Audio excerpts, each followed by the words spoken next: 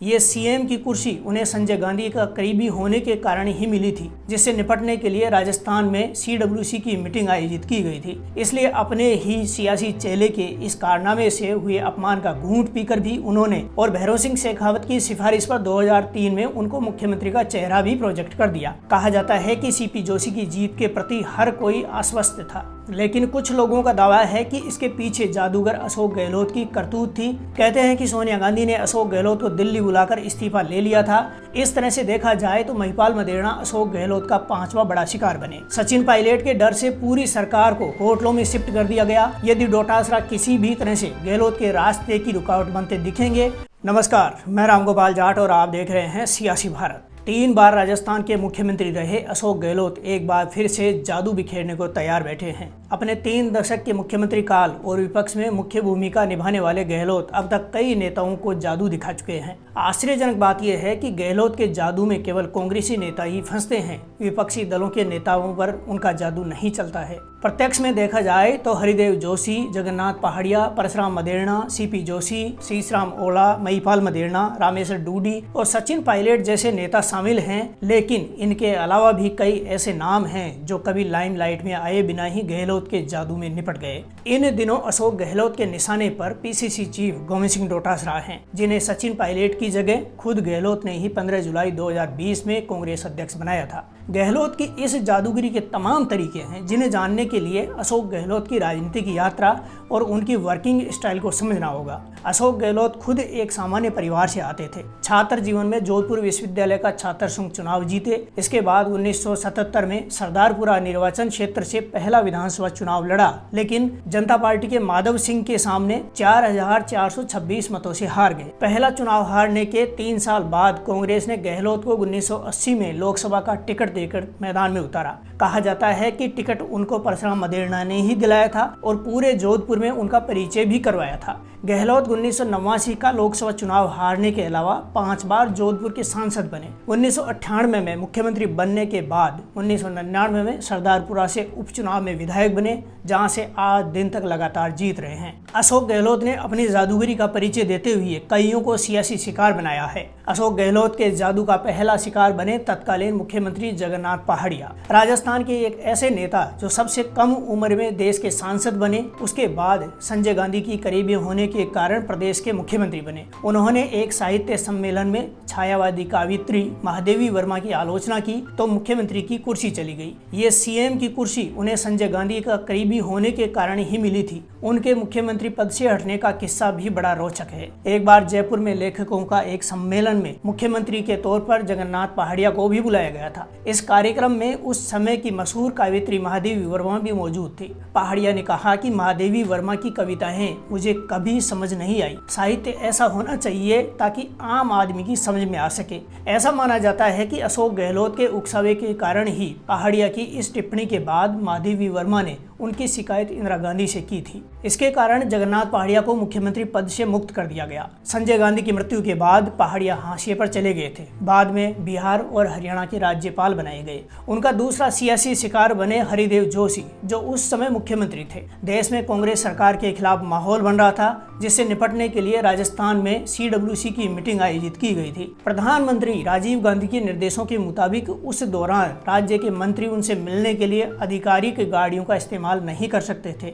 यहाँ तक कि राजीव गांधी भी खुद अपनी गाड़ी चलाते थे। राजीव गांधी अपनी एसयूवी कार चला रहे थे, जिसे मोड़ पर एक ट्रैफिक कांस्टेबल ने सीधे जाने के बजाय लेफ्ट मुड़ने का संकेत दे दिया। देखने और सुनने में तो एक मामूली सी गलती लगती है, लेकिन कुछ लोगों का दावा है कि इसके पीछे जादूगर अशोक गहलोत की करतूत थी, क्योंकि उस मोड़ पर मुड़ने के बाद राजीव गांधी की कार वहां जाकर रुकी जहां राज्य के मंत्रियों अधिकारियों के साथ बाकी लोगों की गाड़ियां पार्क होती थी। बोफोर्स कांड और शाहबानो विवाद के कारण राजीव गांधी सरकार कई मोर्चों पर राजनीतिक रूप से जूझ रही थी। इस दौरान राजीव गांधी ने इस बात का संकेत देने की कोशिश करी कि वो संन्यास लेने जा रहे हैं। इधर राजस्थान में जिस तरह से हरिदेव जोशी सूखा और क्षति प्रथा को हैंडल कर रहे थे, उससे भी राजीव गांधी खुश नहीं थे। जब उनकी गाड़ी सरिस का पार्किंग एरिया में पहुंची तो राजीव गांधी ने देखा कि उनकी भी कार उस जगह पहुंच गई है जहां अधिकारियों और मंत्रियों की कार पार्क है। ऐसे में राजीव गांधी ने अपना आपा खो दिया और मुख्यमंत्री हरदेव जोशी को फटकार लगा दी।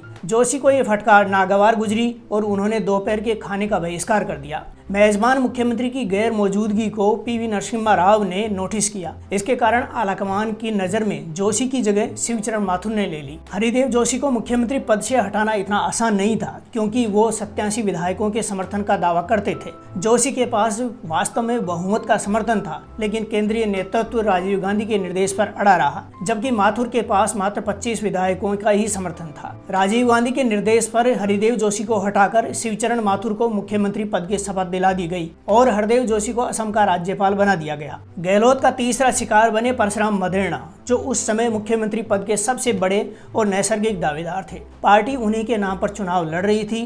प्रदेश के सबसे बड़े किसान वर्ग को लग रहा था कि पहली बार उनमें से एक सीएम बनने जा रहा है। इस वजह से कांग्रेस को बम्पर वोट मिला। कांग्रेस पार्टी 153 सीटों पर जीती और मुख्यमंत्री बनाने के लिए सोनिया गांधी ने कदम बढ़ाए। परशुराम मदेरणा सिद्धांतों के पक्के नेता थे। उस समय अशोक गहलोत कांग्रेस के प्रदेश अध्यक्ष हुआ करते थे, इसलिए गहलोत को दिल्ली बुलाया गया ताकि मुख्यमंत्री पद के लिए मंत्रणा की जा सके। कहते हैं कि सोनिया गांधी परशुराम मदेरणा के नाम पर मुहर लगाने ही वाली थीं, लेकिन उसी समय अशोक गहलोत ने बीबीसी रेडियो के जरिए ये खबर प्रसारित करवा दी कि प्रदेश कांग्रेस के जीते हुए विधायक अशोक गहलोत के नाम पर एकजुट हो गए हैं। दिल्ली में बैठे गहलोत के करीबी कांग्रेसियों द्वारा सोनिया गांधी को बताया गया कि अगर अशोक गहलोत को मुख्यमंत्री नहीं बनाया गया तो कांग्रेस के विधायक बगावत कर सकते हैं। इसलिए मजबूरी में सोनिया गांधी ने उनका नाम फाइनल कर दिया। परशुराम मदेरणा कांग्रेस के पक्के सिपाही थे। कांग्रेस पार्टी उनके खून में रची बसी थी। गांधी परिवार का सम्मान करते उनका जीवन गुजरा था, इसलिए अपने ही सियासी चेले के इस कारनामे से हुए अपमान का घूंट पीकर भी उन्होंने सोनिया गांधी के आदेश को सहर्ष स्वीकार कर लिया।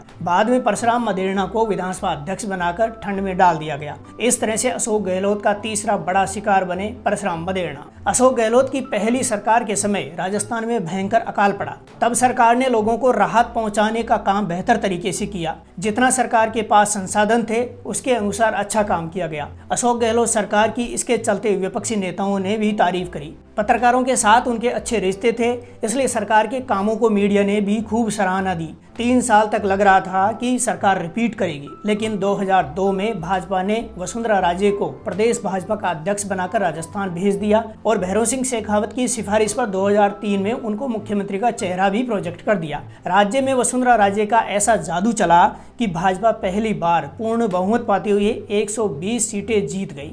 कांग्रेस के खाते में केवल 56 सीटें आई। इस तरह से अशोक गहलोत पर पार्टी का विश्वास कम हो गया। 2008 का चुनाव आया, उससे पहले पार्टी की कमान सीपी जोशी के हाथ में आ गई थी। गहलोत पहली पारी खेल चुके थे और राज्य की जनता ने उनके नाम पर दूसरी बार वोट भी नहीं डाला था। किसान वर्ग परशुराम मदेरणा को मुख्यमंत्री नहीं बनाए जाने से खासा नाराज था। इस बात को सोनिया गांधी अच्छे से जानती थी, इसलिए कांग्रेस पार्टी ने अघोषित रूप से सीपी जोशी को मुख्यमंत्री के लिए आगे बढ़ा दिया था। गहलोत जितना विपक्षी पार्टी पर ध्यान रखते हैं, उससे कहीं अधिक अपनी पार्टी के नेताओं पर तीखी नजर रखते हैं। असल में अशोक गहलोत जनता के नेता नहीं हैं, बल्कि संगठन के नेता हैं। उनको रणनीति बनानी आती है, लेकिन जनता का विश्वास कभी नहीं जीत पाए। चुनाव का समय आया और सीपी जोशी को नाथद्वारा से टिकट मिला। जोशी को पूरा विश्वास था कि जनता उनको जिताएगी, इसलिए उन्होंने प्रचार का जिम्मा अपने कार्यकर्ताओं पर छोड़ दिया और खुद प्रदेश में कांग्रेस का प्रचार करने में जुट गए। कहा जाता है कि सीपी जोशी की जीत के प्रति हर कोई आश्वस्त था। जब परिणाम आया तो सीपी जोशी भाजपा के कल्याण सिंह के सामने केवल 1 वोट से चुनाव हार गए। कांग्रेस 96 सीटों पर पहुंच गई, लेकिन बहुमत में नहीं आई। इस हार से सीपी जोशी को बहुत गहरा सदमा लगा और वो सुन्न हो गए। इसका फायदा उठाया अशोक गहलोत ने और सोनिया गांधी को अपने नाम पर फिर से राजी कर लिया। गहलोत ने दावा किया कि यदि उनको मुख्यमंत्री नहीं बनाया गया तो कोई भी विधायकों को एकजुट नहीं रख पाएगा और बहुमत के लिए जरूरी 101 विधायकों का आंकड़ा भी नहीं जुटा पाएगा। दिल्ली में बैठी सोनिया गांधी को जरा भी अंदाजा नहीं था कि उनका सबसे विश्वास पात्र नेता ही राजस्थान में गेम खेल रहा है। तो जादू ऐसा हुआ कि नाथद्वारा में अशोक गहलोत के लोगों ने कांग्रेस के खिलाफ जमकर काम किया और जो 10-20 हजार वोटों की लीड सीपी जोशी को मिल रही थी उसको खत्म कर दिया गया। जो कांग्रेस पार्टी और खुद सीपी जोशी हजारों वोटों से जीत के प्रति आश्वस्त थे, वहां जोशी की 1 वोट से हार हुई। इस तरह से अशोक गहलोत के चौथे बड़े शिकार बने सीपी जोशी। बाद में लोकसभा चुनाव हुए, वहीं सीपी जोशी भीलवाड़ा सीट से 2009 को लोकसभा चुनाव जीतकर केंद्र में मंत्री बने। लेकिन तब तक खेल खत्म हो चुका था और अशोक गहलोत राजस्थान के मुख्यमंत्री बनकर अपनी तिकड़म पक्की कर चुके थे। अशोक गहलोत दूसरी बार मुख्यमंत्री तो बन गए, लेकिन उनके पास 101 विधायकों की संख्या रखना चुनौती हो रही थी। तब राजस्थान में बसपा के 6 विधायक जीत कर आए थे। अशोक गहलोत ने सियासी जादू किया और बसपा के सभी 6 विधायकों को कांग्रेस में शामिल कर लिया। तब किरोड़ी लाल मीणा की पत्नी गोलमा देवी भी कांग्रेस की अशोक गहलोत सरकार में मंत्री बनी थी। 3 टांग की सरकार को संभालना आसान नहीं होता है, खासकर जब पार्टी निर्दलियों और बसपा के विधायकों के साथ सत्ता में हो। तो ग्राउंड पर सरकार की नाकामी साफ तौर पर दिखाई देने लगी थी। इधर कांग्रेस के कद्दावर नेता परशुराम मदेरणा के बेटे महिपाल मदेरणा, जो उस वक्त जलदाय मंत्री थे, वो मुख्यमंत्री बनने के लिए दावेदारी कर रहे थे। एक तरह से उनका कद अशोक गहलोत के बराबर ही था। मंत्री भले ही अशोक गहलोत सरकार के थे, लेकिन उनका सियासी कद और किसान वर्ग की उम्मीदों के कारण गहलोत सरकार के लिए सिरदर्द बन गए थे। नेता भले ही चतुर हों, लेकिन अशोक गहलोत कभी अधिकारी लॉबी को कंट्रोल नहीं कर पाए। इस वजह से गवर्नेंस की कमी के कारण अशोक गहलोत सरकार विफल हो गई थी। ऐसे में सोनिया गांधी के पास राजस्थान में मुख्यमंत्री बदलने का रास्ता बचा था। कहते हैं कि सोनिया गांधी ने अशोक गहलोत को दिल्ली बुलाकर इस्तीफा ले लिया था और 7 दिन के भीतर स्थितियां सामान्य करने व नए सीएम का चेहरा सुझाने को कहा गया था। इसी दौरान अचानक से एक असली सीडी कांड सामने आया, जिसमें मुख्यमंत्री के दावेदार महिपाल मदेरणा एक नर्स भंवरी देवी के साथ थे। उसी दौरान भंवरी देवी का अपहरण हुआ और मामला राष्ट्रीय स्तर पर चला गया। भंवरी देवी गायब थी, उनका मर्डर हो गया था और महिपाल मदेरणा व मलखान सिंह बिश्नोई का नाम उसमें सामने आया था। अशोक गहलोत ने मौके का फायदा उठाया और प्रकरण को सीबीआई जांच के लिए भेज दिया। इसके चलते महिपाल मदेरणा को इस्तीफा देना पड़ा और बाद में सीबीआई ने उन्हें गिरफ्तार भी कर लिया। होने को तो महिपाल मदेरणा भंवरी देवी अपहरण और हत्या के मामले में निपटे थे, लेकिन कहते हैं कि उनकी जड़ में भी अशोक गहलोत ही थे, जिनको मामला काफी समय पहले से पता था और अपनी जान की सुरक्षा को लेकर भंवरी देवी खुद अशोक गहलोत से मिली थी। इस तरह से देखा जाए तो महिपाल मदेरणा अशोक गहलोत का 5वां बड़ा शिकार बने।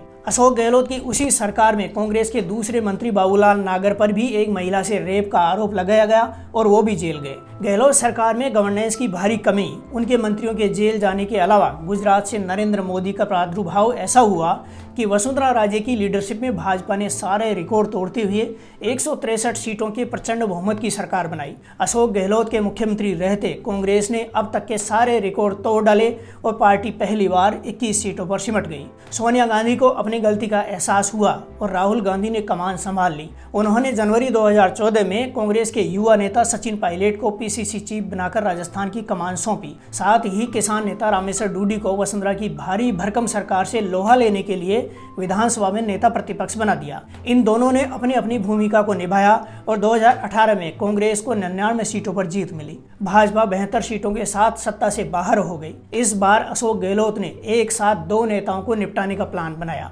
चुनाव के दौरान रामेश्वर डूडी को नोखा में चुनाव हराया गया। यहाँ पर उनका साथ दिया हनुमान बेनीवाल ने, जिन्होंने रामेश्वर डूडी के ही रिश्ते में भांजी को मैदान में उतार दिया। इसके कारण डूडी कम अंतराल से चुनाव हार गए। गहलोत और पायलट की लड़ाई में रामेश्वर डूडी गांधी परिवार के पास तीसरा सबसे बड़ा चेहरा थे, जिनको मुख्यमंत्री बनाने की चर्चा थी। डूडी के चुनाव हारते ही गहलोत और पायलट बचे। दोनों के बीच मुख्यमंत्री बनने की लड़ाई दिल्ली से जयपुर तक चली। कई दिनों की खींचतान के बाद तय हुआ कि लोकसभा चुनाव तक अशोक गहलोत का अनुभव काम में लिया जाएगा और पायलट को उनका डिप्टी बनाया जाएगा। गहलोत ने गांधी परिवार को आश्वासन दिया कि कम से कम 10 सीटों पर कांग्रेस को जिताएंगे, किंतु राजस्थान से कांग्रेस पार्टी का लगातार दूसरी बार लोकसभा में खाता भी नहीं खोल पाई। इसके बाद पायलट ने गांधी परिवार को अपना वादा याद दिलाया। पीसीसी चीफ और डिप्टी सीएम होने के कारण सचिन पायलट की बातों में दम था। इसकी खबर गहलोत को बराबर मिल रही थी। उन्होंने एक पद पर एक व्यक्ति का सिगुफा छोड़ दिया। गहलोत ने मीडिया में प्रसारित करवाया कि जल्द ही सचिन पायलट को कांग्रेस अध्यक्ष पद से हटाया जाएगा अथवा उनको डिप्टी सीएम पद से इस्तीफा देना होगा। इधर सचिन पायलट फिर भी चुप नहीं थे, जिनको दबाव में लाने के लिए गहलोत ने पायलट की विभाग की फाइलें सीएमआर मंगवाना शुरू कर दिया। देश दुनिया में अप्रैल 2020 तक कोरोना का कहर बरपना शुरू हो चुका था। राजस्थान भी इससे अछूता नहीं था, लेकिन सरकारी नाकामी ने जनता को निराश कर दिया। एक तरफ जनता कोरोना से जूझ रही थी और दूसरी ओर गहलोत पायलट के सियासी टकराव ने राज्य को बेहाल कर दिया था। जुलाई 2020 तक यही सिलसिला चला। फिर एक दिन 11 जुलाई को अचानक पता चला कि कांग्रेस सरकार में बगावत हो गई है। सचिन पायलट और कई मंत्रियों के साथ कांग्रेस के 3 दर्जन विधायकों ने बगावत कर दी है। 13 जुलाई 2020 को गहलोत ने विधायक दल की बैठक बुला ली और जब सचिन पायलट उसमें शामिल नहीं हुए तो पायलट समेत 3 मंत्रियों को बर्खास्त कर दिया गया। 2 दिन बाद पायलट को पीसीसी चीफ से भी हटा दिया गया और उनकी जगह गोविंद सिंह डोटासरा को कांग्रेस अध्यक्ष बना दिया गया। सचिन पायलट के डर से पूरी सरकार को होटलों में शिफ्ट कर दिया गया और अशोक गहलोत ने मीडिया के सामने आकर बार बार बयान दिए कि सचिन पायलट गद्दार हैं,